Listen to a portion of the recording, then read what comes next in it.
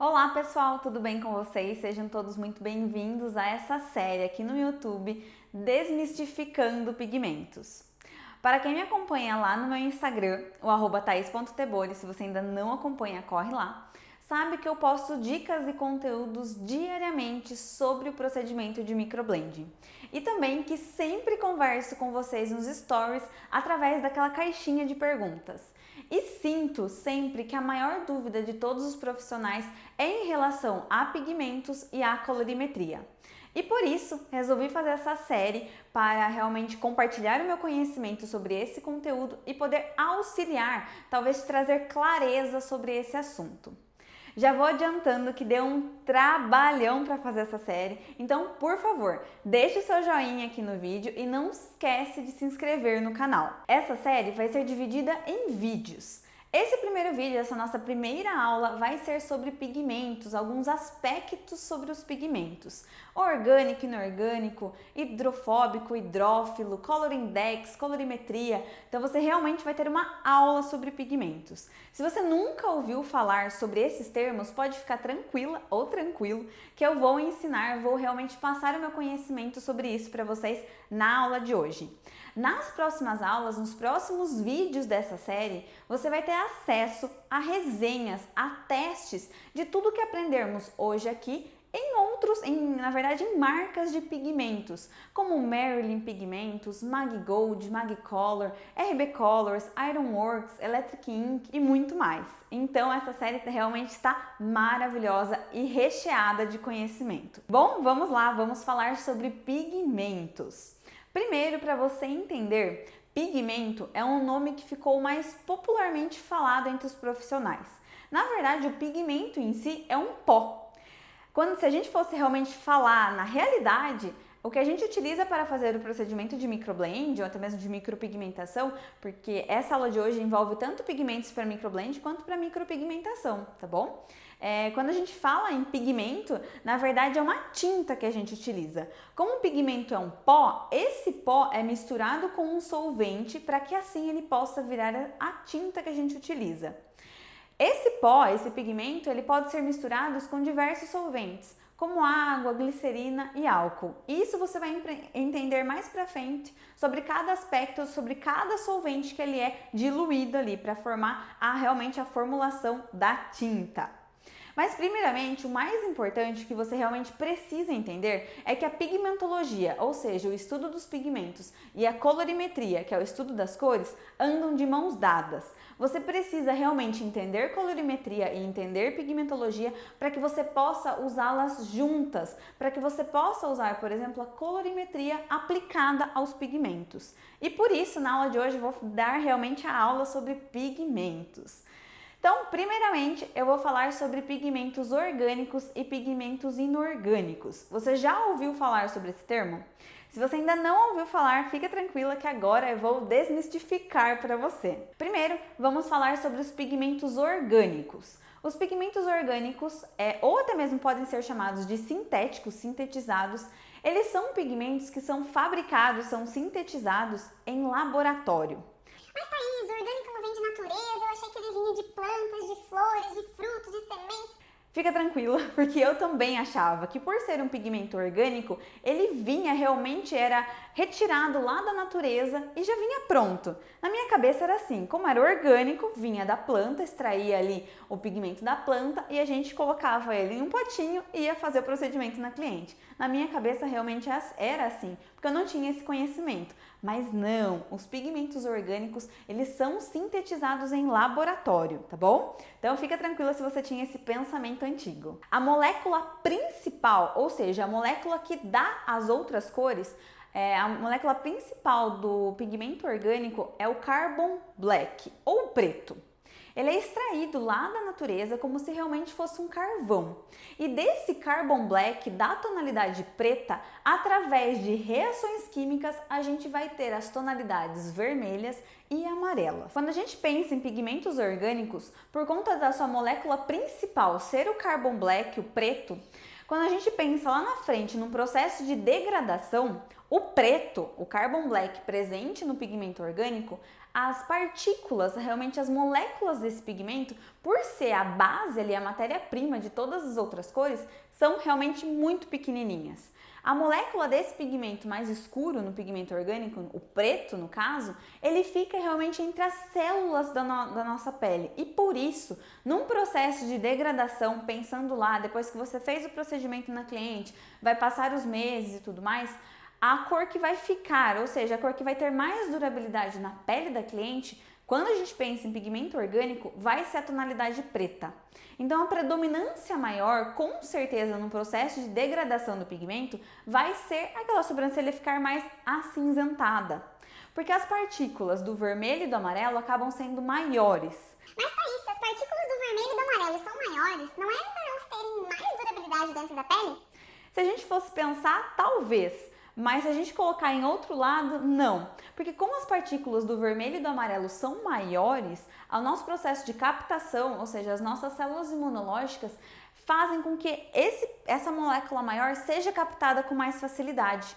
Já a molécula do preto, que é uma molécula bem pequenininha, ela fica lá entre as células e a sua degradação é mais lenta, porque é como se as nossas células não as enxergassem. Isso pensando em pigmento orgânico, tá? Que tem como sua base prima o carbon black, que é o preto. Diante dessas informações sobre o pigmento orgânico, saiba que ele possui uma gama maior de cores, ou seja, ele sendo sintetizado em laboratório, as empresas conseguem ter uma variável de tonalidades maiores do que um pigmento inorgânico, por exemplo. O poder de espalhabilidade do pigmento orgânico também é maior. Espalhabilidade é quando ele é fácil de espalhar. Se a gente fosse pensar migrando para a nossa profissão, o pigmento orgânico é ótimo para fazer lábios e sobrancelhas esfumadas, por conta dessa facilidade da espalhabilidade. Ele é de fácil espalhabilidade porque as suas moléculas são todas redondinhas. Vocês vão ver na explicação do inorgânico que as moléculas não são assim. Então, dentro do orgânico, a gente tem as moléculas dos pigmentos todas bem redondinhas, como se fossem esferas, como se fossem, pense em bolinha de gude. E se a gente passa uma bolinha de gude na nossa pele, realmente ela tem uma espalhabilidade, ou seja, ela vai para lá e para cá com facilidade, certo? E isso a gente tem dentro do pigmento orgânico, por isso que ele é sempre mais indicado para procedimentos como uma sobrancelha esfumada, uma shadow e também para lábios. Quando a gente pensa em pigmento orgânico para fio a fio, por conta desse poder de espalhabilidade maior, pode ser que ele também tenha um processo de migração mais acentuado, ou seja, ele pode trazer para o seu procedimento uma expansão. É claro que tem diversas variáveis que podem realmente ali influenciar no resultado final. Ângulo do tebore, profundidade que você fez a técnica, a lâmina que você utilizou e não somente o pigmento. É necessário a gente analisar todas as variáveis que podem ali estar realmente em contato com o resultado final. Mas pensando realmente na parte técnica do pigmento, o orgânico ele tem talvez esse problema, talvez seja problema para o fio a fio, mas seja uma solução para uma sobrancelha esfumada, por exemplo. Não que você não possa utilizar em fio a fio, tá bom? Pode utilizar sim, mas daí eu recomendo que você faça os fiozinhos com uma distância um pouco maior, não fios tão juntos, tá? Por conta mesmo desse grande poder de espalhabilidade do pigmento. E agora, já falamos sobre o pigmento orgânico, vamos falar sobre o pigmento inorgânico. O pigmento inorgânico, você pode também encontrar ele como pigmento mineral, tá? Às vezes ele não vem como inorgânico e vem sim como mineral. A sua base principal é dióxido de ferro, ou seja, na sua formulação a gente vai ter oxigênio e ferro. Ao contrário do pigmento orgânico, que a gente tem como base prima ali o carbon black, que é o preto, no pigmento inorgânico a base principal da cor é o óxido de ferro vermelho. Então, quando eles vão sintetizar, vão fabricar os pigmentos inorgânicos, a base ali, o pigmento principal, a cor principal é a vermelha. E da vermelha, num processo em laboratório, eles fazem com que essa cor vermelha se torne preta e também amarela. Nesse caso, quando a gente pensa que a matéria-prima ali, que é o principal pigmento do pigmento inorgânico é o vermelho, num processo de degradação, essa sobrancelha tende a ficar o quê? Avermelhada. Por quê? Porque no processo de degradação, sempre o que vai restar lá no fundinho vai ser realmente a matéria-prima que foi utilizada para fazer o pigmento. E no caso do inorgânico foi o vermelho, certo? Então a tonalidade preta e a tonalidade mais amarelada ou até mesmo alaranjada vai sair primeiro daquela pele, restando apenas o vermelho. Por isso que às vezes a gente encontra por aí sobrancelhas mais acinzentadas ou sobrancelhas mais avermelhadas no processo de degradação. Com certeza, se você vê um procedimento acinzentado, você vai ter ali o quê? Um procedimento feito com um pigmento orgânico. E se aquela sobrancelha tender a ficar avermelhada, com certeza foi utilizado um pigmento inorgânico. Ao contrário do pigmento orgânico, que a gente tem as moléculas ali bem redondinhas, com fácil espalhabilidade, no inorgânico não é desse jeito. É como se as moléculas do pigmento inorgânico tivessem algumas pontas, alguns espinhos, vamos se dizer. Ou seja, ele não tem o poder de espalhabilidade que o orgânico possui. Por isso, o pigmento inorgânico é mais indicado para procedimentos de fio a fio. Se a gente fosse pensar, por exemplo, em fazer um lábio com um pigmento inorgânico, a espalhabilidade seria com mais dificuldade. Porque se a gente fosse pensar que o pigmento tem ali as moléculas com vários espinhos, não é mais difícil da gente ter uma espalhabilidade num lábio ou numa sobrancelha esfumada num pigmento que possui a molécula cheia de espinho? Sim. Por isso que o inorgânico é mais indicado para procedimentos de fio a fio ou até mesmo um delineado nos olhos. Além disso, os pigmentos inorgânicos ele tem uma gama de cores diminuída. Ou seja, se no orgânico o laboratório consegue fabricar diversas tonalidades, no inorgânico não. A gama de cores, as tonalidades são diminuídas, não consegue ter tantas tonalidades de pigmento. Fora isso, ele é um pigmento mais estável. Por quê? Eu não expliquei para você que na molécula desse pigmento inorgânico ele tem alguns espinhos, por isso ele é mais estável. O poder de migração e de expansão dele não é grande como o orgânico que tem as suas esferinhas ali. Por isso que ele é mais indicado para procedimento de fio a fio ou até mesmo um delineado de olhos, porque a probabilidade dele ter uma migração, dele ter uma expansão é diminuída. Além dos pigmentos serem orgânicos e inorgânicos, eles também podem ser hidrofílicos ou hidrofóbicos. País do céu, que termos são esses? Se você nunca ouviu falar, calma que agora eu vou te explicar. Vamos partir lá do princípio. Eu não te falei que o pigmento é um pó e ele precisa de um solvente, ou seja, ele precisa ser misturado com alguma coisa que o dissolva para que assim ele se torne uma tinta, para que a gente possa fazer o procedimento de micro? Porque a gente não pode simplesmente vir com o pó, o pigmento em si, ir lá e jogar em cima da fissura ou jogar em cima da técnica Shadow. Ele não vai ter uma permeação. Por isso, o pigmento precisa de um solvente. Esse solvente pode ser água ou álcool. E isso é que vai diferenciar um pigmento hidrofílico de um pigmento hidrofóbico. Nos pigmentos hidrofílicos, nós temos 100% de água presente como solvente. Ou seja, é um pigmento que dispersa, que dissolve bem em água. Por ele se dissolver bem em água, esse pigmento tende a ser mais líquido. Para alguns profissionais pode ser até de difícil manuseio esse pigmento ser um pouco mais líquido. Porém, ele tem uma permeação maior na pele em contrapartida ao hidrofóbico. Os pigmentos hidrofóbicos, o próprio nome já diz, fobia, eles não se dispersam, não se misturam em água.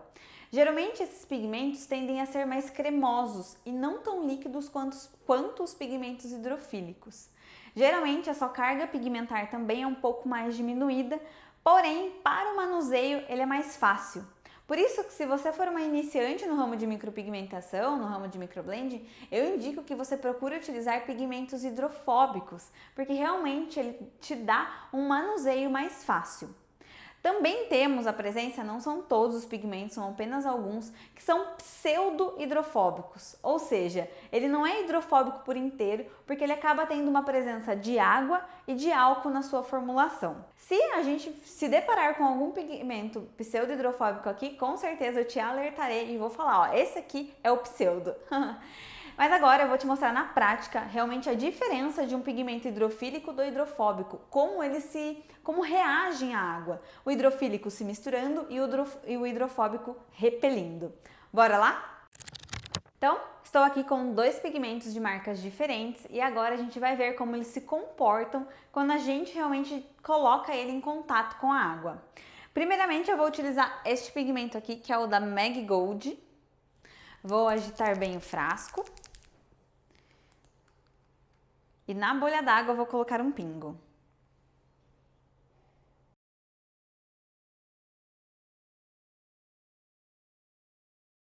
E olha só, o que dá para perceber? Que ele não se dissipou na água, ele não se dispersou na água. Isso é uma característica de pigmento hidrofóbico, que tem fobia à água. E agora vamos fazer o teste em outro pigmento. E agora dessa vez o da RB Colors. Vou agitar e colocar um pingo aqui na minha bolha d'água.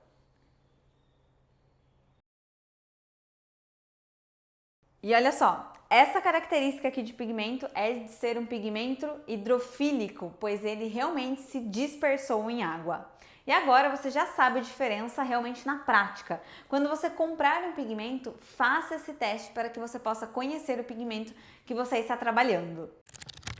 Outra informação muito importante é o CI ou Color Index. O Color Index é um banco de dados utilizado mundialmente para saber que tonalidade, que cor é utilizada para compor um pigmento orgânico ou inorgânico, ou seja, é subdividido. O Color Index é subdividido em números. Temos de 10.000 até 76.999 cores, ou seja, números que correspondem a pigmentos orgânicos. E de 77.000 a 99.000 nós temos tonalidades, Color Index de pigmentos inorgânicos. Então, com essa informação, você pode consultar a bula do seu pigmento, você pode ver quais tonalidades ele compõe, né? Quais tonalidades compõem aquele pigmento e também se esse pigmento é orgânico ou inorgânico através dos números do Color Index. Uma coisa muito importante, como você vai saber qual a tonalidade? Vai estar lá 12.000, não sei quanto. Qual tonalidade isso corresponde ao Color Index? Você tem duas possibilidades. A primeira, digitar lá no Google Color Index mais o número que estiver na bula do seu pigmento, ou você pode baixar a minha apostila onde tem lá os números do Color Index que correspondem à tonalidade. Para você baixar a minha apostila contendo essa informação, basta você clicar no link aqui na descrição desse vídeo, entrar no meu canal do Telegram que estará lá disponibilizado para você. Lembrando que, para você entrar no canal, primeiramente você precisa baixar o aplicativo do Telegram, fazer o seu login, que é só colocar o seu nome e o seu número de celular, e depois sim clicar aqui no link dessa descrição, que você vai ser redirecionado diretamente no canal e vai ter acesso a essa apostila dos Color Index. Dentro da pigmentologia e da colorimetria, nós sabemos que para formar um pigmento nós precisamos de 4 cores: branco, vermelho, amarelo e preto.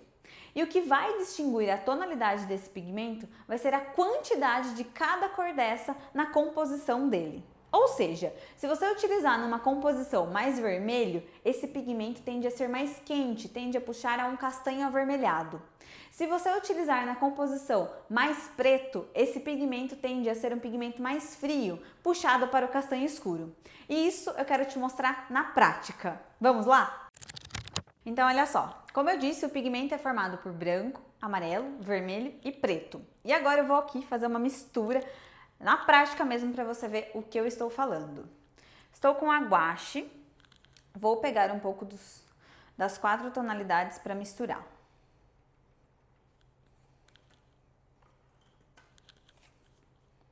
Vou tentar pegar na mesma proporção.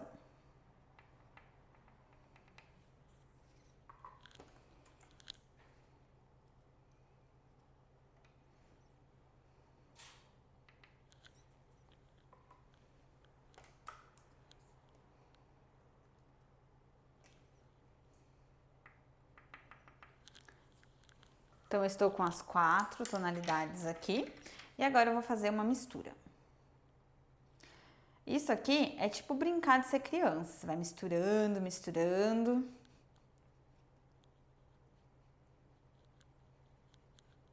E olha só o que tá começando a aparecer aqui, ó.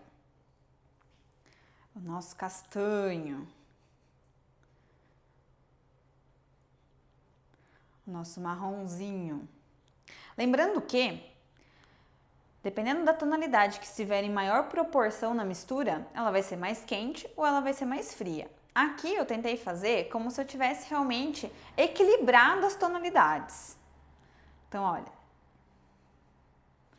deu um marronzinho mais ou menos quente, mas vamos esquentar ainda mais ele, porque eu quero realmente que você veja como dá diferença. Então, ó, eu vou colocar um pouco mais, se eu quero ele mais quente, eu vou colocar um pouco mais de vermelho, certo? Então, eu vou pegar um pouco mais de guache aqui, ó, vermelha, e vou acrescentar na mistura para que a gente deixe realmente um marrom aquecido. E vou misturar. Vocês vão começar a perceber que vai ficar um castanho bem puxado para avermelhado. Eu acho até bacana você comprar uma guache e fazer essas misturas. Vocês podem misturar mais do branco, mais do amarelo, para vocês realmente entenderem a colorimetria. Ela não é difícil, você só precisa realmente entender o básico. Então, olha como ficou, principalmente ó, quando eu passo o pincel assim, é que a gente vê o quê? O fundo avermelhado, olha só. Ficou um pigmento o quê? Mais quente, com uma finalidade mais quente. Por quê? Porque o vermelho é uma tonalidade mais quente, certo? E agora eu vou fazer a mesma coisa, vou fazer uma nova misturinha aqui do lado para mostrar para você um pigmento mais frio. Vou pegar as 4 cores novamente.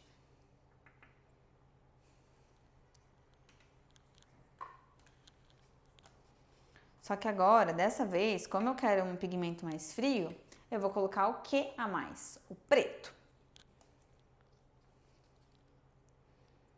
Vou colocar um pouquinho a mais do preto aqui, ó. Vamos misturar e ver como vai ficar.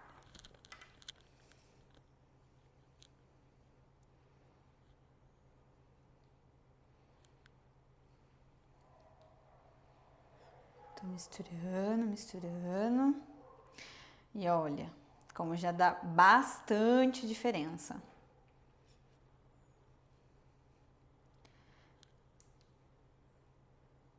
Olha, misturei, misturei e olha o marrom que eu consegui. Se a gente for comparar ambos os marrons, tá bem nítido que esse aqui seria um pigmento com um fundo mais quente e esse aqui seria um pigmento com um fundo mais frio. Por quê? Porque nessa mistura aqui que eu fiz, eu coloquei mais da tonalidade preta. Nessa mistura aqui eu coloquei mais da tonalidade vermelha. O vermelho sempre remete ao calor, ao verão, a estampas, então ele é considerado uma cor quente, que traz alegria, vamos dizer. Já o pigmento preto, que eu coloquei a mais nessa mistura que eu fiz desse lado, é um pigmento frio, ou seja, mais para dentro, não traz, vamos dizer, remete mais a uma tristeza, remete ao frio. E por isso é considerado uma tonalidade fria. O que isso tem a ver com pigmentologia e com colorimetria? Nos próximos vídeos da nossa série, a gente vai ver marca por marca e a gente vai fazer a degradação daquele pigmento para que você possa ver exatamente isso aqui que eu mostrei. Exatamente esse fundo. O fundo mais avermelhado, ou o fundo mais pro preto, mais pro cinza, ou até mesmo pigmentos que possuem um fundo mais amarelado, um fundo mais esverdeado. Porque se você misturar o amarelo com o preto, por exemplo, vai dar um verde oliva. Então, nos próximos vídeos dessa série, você vai ver realmente na prática com os pigmentos. O que eu acho interessantíssimo. Façam essas misturas com a guache, porque é muito importante vocês realmente entenderem o fundamento da colorimetria. Não é difícil, é só realmente você colocar na prática e você entender como as cores funcionam. Bom, espero que com todas as informações contidas nessa aula, eu possa ter realmente clareado a sua ideia, clareado a sua mente nesse conteúdo de pigmentos e colorimetria. Espero também que você realmente implemente tudo que foi ensinado aqui, que você pratique, que você vivencie. E se de alguma forma eu realmente te auxiliei a abrir realmente a sua mente, não deixe de deixar o seu joinha aqui, clicar aqui no botãozinho para se inscrever no canal, me seguir lá no Instagram, que lá eu falo com vocês diariamente, que é o @thais.tebori. E te vejo no próximo vídeo dessa série Desmistificando Pigmentos. Um beijo e até mais!